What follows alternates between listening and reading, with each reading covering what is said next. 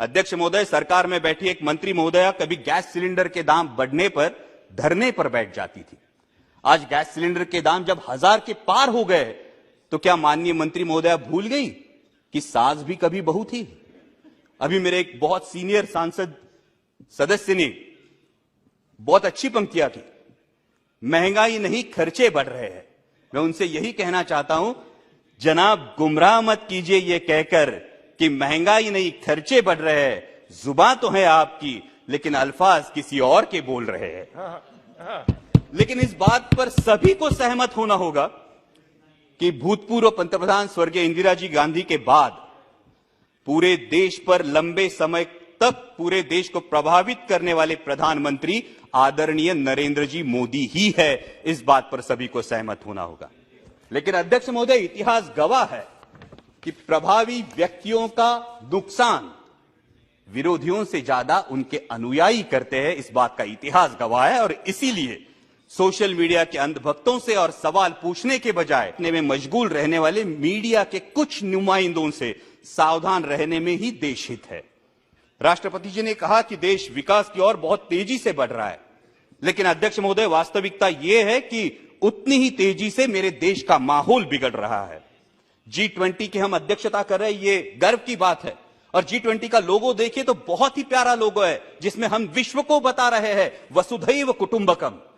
मैं जिस चुनाव क्षेत्र से आता हूं वहां संत ज्ञानेश्वर जी की संजीवन समाधि है। संत ज्ञानेश्वर जी ने तो पसायदान करके आता विश्वात्मके लाहो जोजे वांछीलतो ते लाहो ये कहा है, लेकिन हम विश्व को बता रहे हैं वसुधैव कुटुंबकम, लेकिन अपने ही देश के लोगों को बता रहे हैं ये तुम्हारा मुल्क नहीं, इस पानी पर तुम्हारा अधिकार नहीं।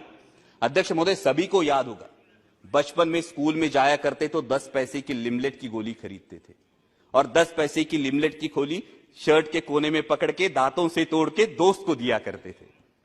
अध्यक्ष महोदय, तब फर्क नहीं पड़ता था दोस्त का नाम अमित है या अमजद। आज फर्क पड़ता है। तब फर्क नहीं पड़ता था दोस्त दलित है या सवर्ण, लेकिन आज फर्क पड़ता है। देश का माहौल बिगड़ रहा है क्योंकि हिंदू मुस्लिम के साथ साथ दलित और सवर्ण ये दरार भी बढ़ते हुई दिखाई देती है। कभी हाथरस जैसी घटना होती है, कहीं स्कूल के बच्चे ने सवर्णों का पानी पिया इसलिए उसको पीटा जाता है। मूछें बढ़ाई तो पिटाई, दलित दूल्हा घोड़ी पे बैठा तो आपत्ति। किस विकास की दिशा में जा रहे हैं आप? हर किसी को अध्यक्ष महोदय अपने धर्म पर अभिमान होना लाजमी। 1 मिनट सर, लास्ट। हर किसी को धर्म पर अभिमान होना लाजमी है, लेकिन धार्मिक अभिमान जब धार्मिक उन्माद पर उतर आता है तो इस अमृत काल में जो हलाहल पैदा होगा उसकी जिम्मेदारी कौन लेगा, उसके परिणाम कौन भुगतेगा? राष्ट्रपति जी ने अपने अभिभाषण में जो सपना दिखा है वो सच होने के लिए हर देशवासी को यह समझना होगा अध्यक्ष महोदय कि यह देश सिर्फ 38% वोट बटोरने वाली किसी एक राजनीतिक पार्टी का नहीं, बाकी 62% देशवासियों का भी है। इस सच का सम्मान हो।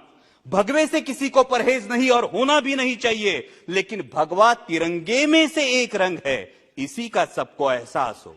दहलीज के अंदर कोई ईश्वर, अल्लाह, यीशु किसी की भी उपासना करे, दहलीज के बाहर कदम रखते ही वो सिर्फ और सिर्फ भारतीय हो। पंथ, प्रांत और धर्म से जुड़ी भावनाओं का जरूर सम्मान करे, लेकिन हर देशवासी की सर्वोच्च भावना राष्ट्र प्रथम हो। तभी अमृतकाल का अमृत अंतिम पंक्ति में खड़े अंतिम व्यक्ति तक पहुंचेगा। डाल डाल पर फिर सोने की चिड़िया का बसेरा होगा और इस अमृतकाल में मेरा राष्ट्र विश्व की महाशक्ति बनकर उभरेगा। जय हिंद, धन्यवाद। Thank you.